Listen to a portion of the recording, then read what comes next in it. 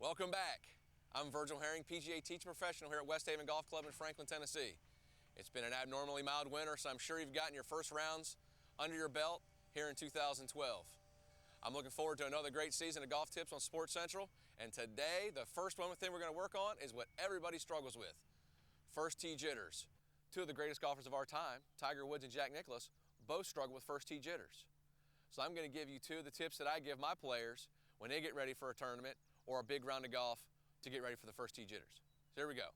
The first thing we need to understand is that as you get on that first tee, you're a little nervous.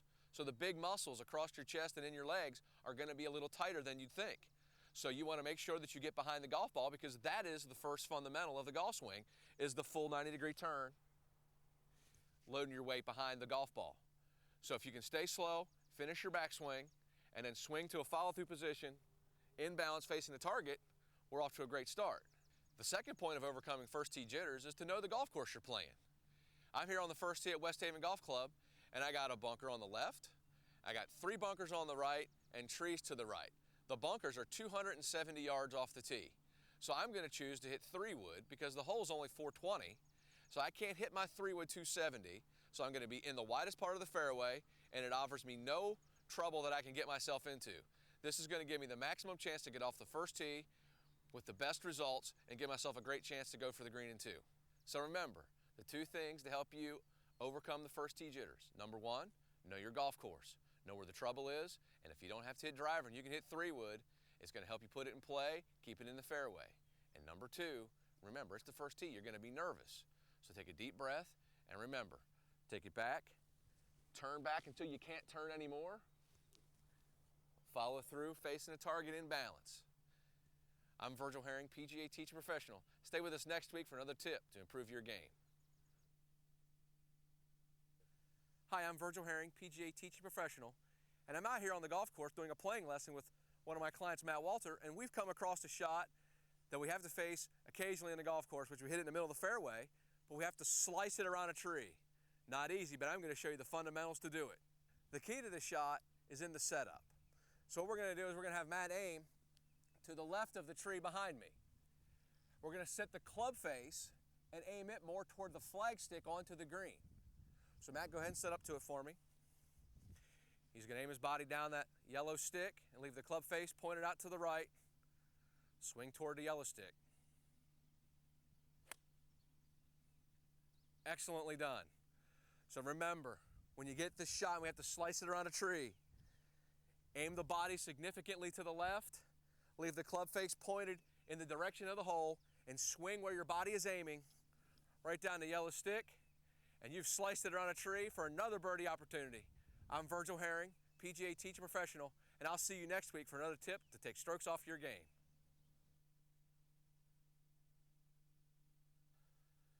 Hello up there. Shoot a flare up by the flag so I can see where I'm going. If you ever find yourself in a super deep bunker, you kind of feel isolated from the world. I can't see anybody on the green. I'm so far down. But I'm going to show you how you can get out of this mess in one shot. First thing we're going to need is the highest lofted club in our bag. For me, it's 62 degrees. So I'm taking my lob wedge, and the most important thing about the lob wedge or the sand wedge is that it has bounce, and the bounce is the back part of the wedge that prevents the leading edge from digging, allowing the club to skid through the sand. Very important, because we need to hit the sand, not the ball in here. So we're going to open the face up because we need to add loft to get the ball out of here, and we're going to swing with a full swing, full back swing, full follow through, and if the sand gets out, the ball gets out. Very important. Okay, here we go. We're going to really open the face, move the ball forward, and make a big full golf swing. If the sand gets out, the ball gets out. So let's remember, open the face, move the ball forward, big full swing, sand gets out, ball gets out, we're having fun. I'm Virgil Herring, PGA teaching professional, and I'll see you next week for another tip to take strokes off your game. Hi, I'm Virgil Herring, Director of Instruction here at West Haven Golf Club in Franklin, Tennessee. You know, the average golfer hits less than 3 greens in regulation per 18-hole round, and that can lead to potentially high scores. Today I'm going to show you 3 different shots from around the green they're going to take strokes off your score. So here we are. I'm 50 feet from the flagstick. This is my third shot on a par 4. I can get this up and down. I can save a par. Conventional wisdom said we need to take an 8-iron, hit a little bump and run. So that setup, like all short game setups, has a narrow stance, the weight a little forward, and we're just going to try to land it just barely short of the green and let it run down to the hole. The next choice is the sand wedge. The sand wedge, why is that a good choice? Is because it has bounce, and bounce won't let the club dig. So all we have to do is hit the earth. So the only difference here is we'll have a little bit of wrist cock in the backswing, but we'll weight will be forward. And it carries all the high grass, lands onto the green, and gets that close to the hole. But one of my favorite shots, and especially for people that shooting over 100 and don't feel good about getting the ball up in the air, is take a fairway wood or a hybrid, grip all the way down to the shaft, get real close to it like you're hitting a putt, and then just putt your hybrid. The sole of the golf club won't let you hit it fat. That's why it's a better choice than the putter. It has a little more loft and it gets it up in the air quicker. Remember, these 3 shots, the next time you miss a green, they'll help you get up and down and save more pars and reduce your score. I'm Virgil Herring, PGA Teaching Professional. Tune in next week for another tip to improve your game.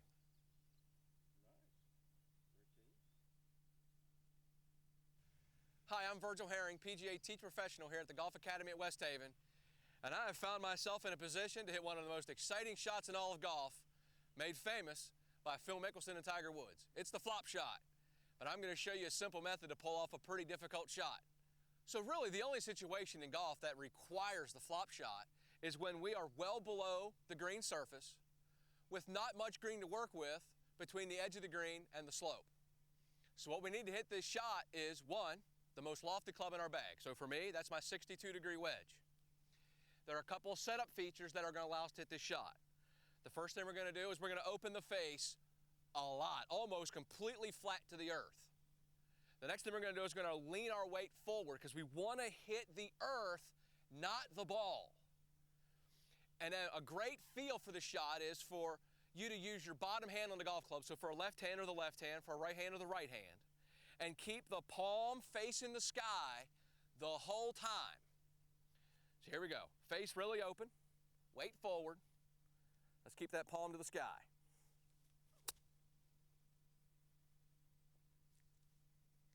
Now the flop shot is a high-risk shot, and it takes a lot of practice to trust the technique. But the technique itself is very simple. Weight forward, face wide open, and keep your back palm up the whole time. If you follow those simple fundamentals, this flop shot will be your friend, and they can't hide pins from you on the golf course. I'm Virgil Herring, PGA Teaching Professional, and I'll be with you next week for another tip to improve your game.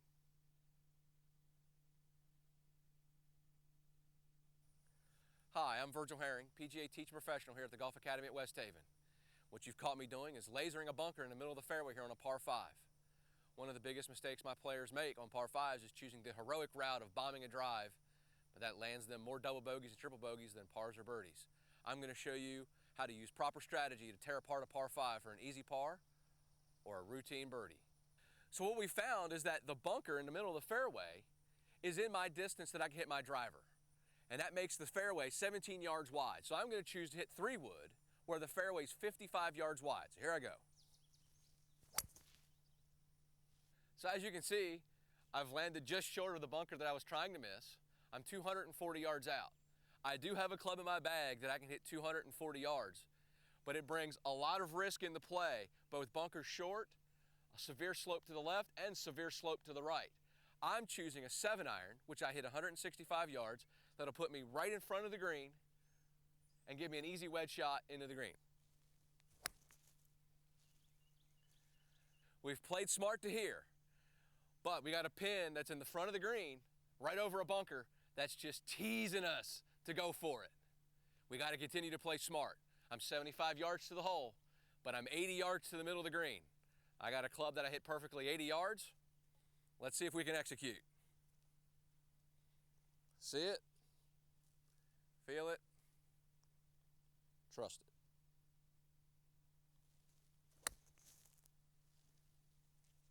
So as you can see, I have a 10-foot birdie putt, and not once in this hole did I bring risk or stress into play. A fine example of how brains over brawn can take strokes off your game.